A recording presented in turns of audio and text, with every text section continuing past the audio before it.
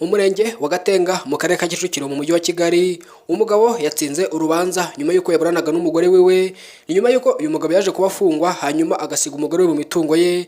Hanyuma ubwo umugabo yaje gufungurwa yaje gukubitwa n'inkuba ubwo yasangaga umugore we iki kibanza yasize cyangwa se imitungo yasize ayibanamo n'undi mugabo yazanyemo mu gihe uyu mugabo yarafunze. Uyu mugabo rero yaje gutanga ikirego mu nzego z'ubuyobozi, hanyuma kigenda kizamuka kire ku rwego rwo hejuru. Barebye neza mu irangamimerere basanga ubutaka n'imitungo iracyanditse kuri uyu mugabo wari ufunze. Hanyuma baje gukora ubugororangingo, hanyuma bijyanwa no mu mategeko, bijyanwa mu nkiko, hanyuma biza kurangira uyu mugabo wari ufunze yegukanye imitungo ye nk'uko yari asanzwe ayifite.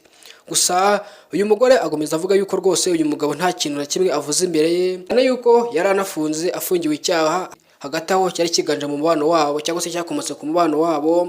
Hanyuma rero aba bagabo bombi bakagomeza kurebana y'ingwe, hari n'ibiturutse ku kuba nyine umwe yarafunzwe undi akaza mu mitungo. Aho isi igeze kuhana isezerano ko mutazahemukirana ntibihagije.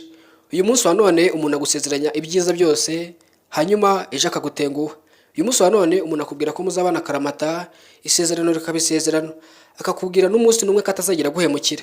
Gusa uba wibeshya cyane kubera ko umuntu arahinduka cyane. Umuntu yaguhemukira bitunguranye ugatungurwa. Akenshi na kenshi rubanda nyamwinshi bakubitwa n'inkuba iyo bisanze bari gukorerwa ibyo batarateganyaga cyangwa se batari biteze, ahanini biturutse ku masezerano baba baragiranye nabo babanye cyangwa se nabo biyemeje kurushinga. Uyu munsi muri iyi minsi none rero gatanya zafashe indi ntera, aho abantu batandukana bataramarana kabiri. Kenshi na kenshi bikaba bivuga yuko ahanini biturutse ku kuba bajya kubana umwe yarijeje undi ibintu runaka wenda atunze, hanyuma yamara kugera muri urwo rugo akabibura. Bikaba biri mu bintu bibi intandaro za gatanya za hato na hato, ahanini biturutse kuri iyo mibanire nyine y'uburyarya cyangwa se itujuje ubuziranenge. Nshuti bakunze mudasiba gukurikirana amakuru yacu. Nimba uri mushyashya hano wisanze kuri Tafa Rwanda, ukanda subscribe kugira tujye tubana umunsi ku wundi. Nitwa Elize Taifa, ndabashimiye cyane. Imana ibishimire kandi ikomeze ibane namwe.